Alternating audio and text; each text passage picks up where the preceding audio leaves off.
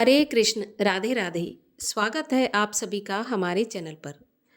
मार्गशीर्ष मास के द्वितीय एकादशी जो कि शुक्ल पक्ष में होती है, किस नाम से जानी जाती है, व्रत कब रखा जाएगा और व्रत का पारण का शुभ मुहूर्त क्या रहेगा, आज के इस वीडियो में हम इसी बारे में बात करने वाले हैं। तो वीडियो को अंत तक अवश्य देखिए और अगर वीडियो आपको पसंद आता है, जानकारी आपके लिए उपयोगी होती है, तो वीडियो को लाइक करके शेयर भी करिए। साथ ही साथ इसी प्रकार की जानकारियाँ प्राप्त करने के लिए और एकादशी व्रत की कथाएं सुनने के लिए चैनल को भी सब्सक्राइब करके बेल आइकन पर क्लिक कर लीजिए। तो चलिए अब शुरू करते हैं आज का वीडियो। सबसे पहले तो बहुत बहुत स्वागत है आपका हमारे चैनल पर। मार्गशीर्ष मास की दूसरी एकादशी मोक्षदा एकादशी के नाम से जानी जाती है। जैसा कि नाम से ही विदित होता है, मोक्ष प्रदान करने वाली एकादशी। अगर मोक्षदा एकादशी के दिन व्रत रखकर व्रती अपने व्रत का पुण्य फल पितरों को समर्पित कर दे और साथ ही साथ पितरों के लिए तर्पण करे, तो निश्चित रूप से जो भी पितृगण अधोगति में होते हैं उन्हें मोक्ष प्राप्त होता है।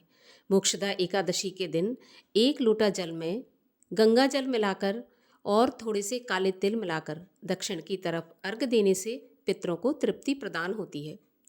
अगर मोक्षदा एकादशी के दिन व्रत नहीं रख सकते तो भी पितरों के निमित्त दान पुण्य अवश्य करना चाहिए और साथ ही साथ गीता के 7वें अध्याय का पाठ भी करना चाहिए। मोक्षदा एकादशी के दिन ही गीता जयंती भी मनाई जाती है। कहा जाता है कि इसी दिन कुरुक्षेत्र में भगवान श्री कृष्ण ने अर्जुन को गीता का उपदेश दिया था, तो गीता जयंती के रूप में भी ये दिन मनाया जाता है। इस दिन गीता जी का पाठ भी अवश्य करना चाहिए और साथ ही साथ जैसे एकादशी में भगवान श्री कृष्ण का या विष्णु जी का पूजन किया जाता है, प्रत्येक एकादशी में नियमों के साथ उसी प्रकार पूजन करना चाहिए। एकादशी व्रत की कथा सुनकर रात्रि जागरण करें और द्वादशी के दिन पारण करें। अगर एकादशी के नियमों की बात करूं तो दशमी के दिन से ही एकादशी के नियम पालन किए जाते हैं। इस एकादशी अर्थात मोक्षदा एकादशी के नियम भी उसी प्रकार पालन किए जाएंगे। दशमी को सूर्यास्त के बाद से नमक और अन्न का सेवन नहीं करना चाहिए। पृथ्वी पर शयन करें, रात को ही मुख शुद्धि करके सोएं क्योंकि अगले दिन ब्रश इत्यादि भी नहीं किया जाता। तुलसी पत्र भी एक दिन पहले तोड़ कर रख लें। अब मोक्षदा एकादशी सोमवार की है और दशमी के दिन रविवार है, तो रविवार को भी तुलसी पत्र नहीं तोड़े जाते, तो आप शनिवार को ही तुलसी पत्र तोड़कर रखें और उन्हीं तुलसी पत्र को द्वादशी के दिन और एकादशी के दिन भगवान श्री हरि को समर्पित करके भगवान विष्णु की पूजा करें। क्योंकि एकादशी पर तुलसी पत्र नहीं तोड़े जाते, लेकिन भगवान विष्णु के भोग में तुलसी पत्र अवश्य रखना चाहिए, तभी भोग पूर्ण माना जाता है और तभी भगवान विष्णु उस भोग को स्वीकार करते हैं। तो पहले से आप ध्यान रखें, तुलसी पत्र तोड़कर रखें। एकादशी के दिन प्रातःकाल ब्रह्म मुहूर्त में उठकर स्नान आदि से निवृत्त होकर सूर्य भगवान को अर्घ दें। अर्घ देने के बाद विधि विधान से भगवान का पूजन करें। अब इस बार भद्रा भी लग रही हैं और भद्रा का वास पृथ्वी लोक पर है। पृथ्वी लोक पर भद्रा अशुभ मानी जाती हैं और भद्रा का समय है सुबह 8 बजे से शाम को 7 बजे तक। तो जहाँ तक हो सके आप अपनी पूजा जो भी करती हैं या करते हैं तो 8 बजे के पहले समाप्त कर लें। अब सोमवार का दिन है तो राहु काल का समय भी 7:30 से 9 बजे तक रहेगा, तो 7:30 के पहले ही आप अपनी पूजा प्रारंभ कर दें और 8 बजे के पहले समाप्त कर लें।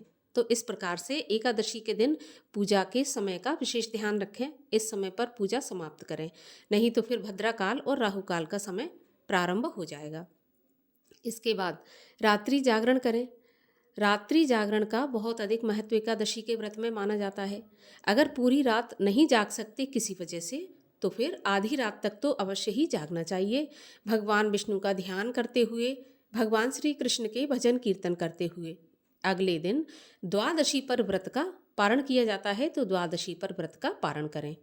अब पारण भी विशेष ध्यान रखना चाहिए कि पारण करते समय जो समय बताया जाता है उसी पर व्रत का पारण करें। अगर पारण सही समय पर नहीं किया जाता तो एकादशी का व्रत पूर्ण नहीं माना जाता। पारण करने से पहले किसी ब्राह्मण को भोजन करा दें। अगर भोजन नहीं करा सकते तो एक ब्राह्मण के भोजन की कच्ची सामग्री आप अलग निकाल कर रख दें। उसके बाद अपने व्रत का पारण करें और द्वादशी के दिन ही जो भोजन सामग्री आपने निकाली है, जिसको कि सीधा कहते हैं, किसी मंदिर में या किसी ब्राह्मण को दान कर दें। इसके बाद व्रत का पारण करें तुलसी दल से, गंगा जल से और दूध से भी आप कर सकते हैं। गाय के शुद्ध दूध से, शुद्ध एवं सात्विक भोजन से भी व्रत का पारण कर सकते हैं।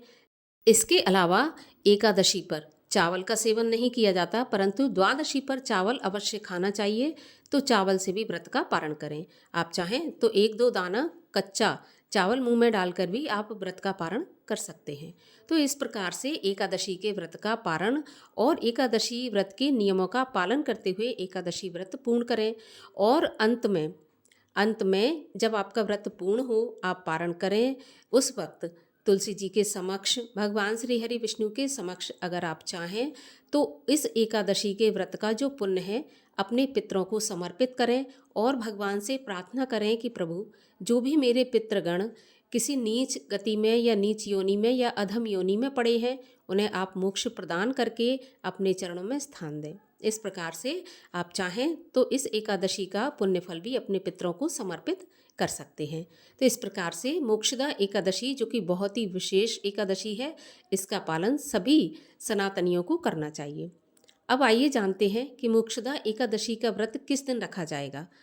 तो देखिए, एकादशी तिथि प्रारंभ होगी 30 नवंबर रविवार की रात 9:30 बजे से और एकादशी तिथि समाप्त होगी 1 दिसंबर सोमवार की शाम 7:01 पर। और एकादशी का व्रत हमेशा उदया तिथि में मान्य होता है, तो उदया तिथि के अनुसार मोक्षदा एकादशी का व्रत 1 दिसंबर सोमवार को रखा जाएगा। इसी दिन सभी वैष्णव जन और सभी गृहस्थ जन एकादशी के व्रत का पालन करेंगे। मोक्षदा एकादशी व्रत का पारण 2 दिसंबर मंगलवार को किया जाएगा और पारण का शुभ समय रहेगा सुबह 6:57 से 9:03 तक। तो ये थी मार्गशीर्ष मास की दूसरी एकादशी अर्थात मोक्षदा एकादशी व्रत से जुड़ी जानकारी। अगर आपको पसंद आए तो लाइक करके शेयर करिए और चैनल को सब्सक्राइब कर लीजिए।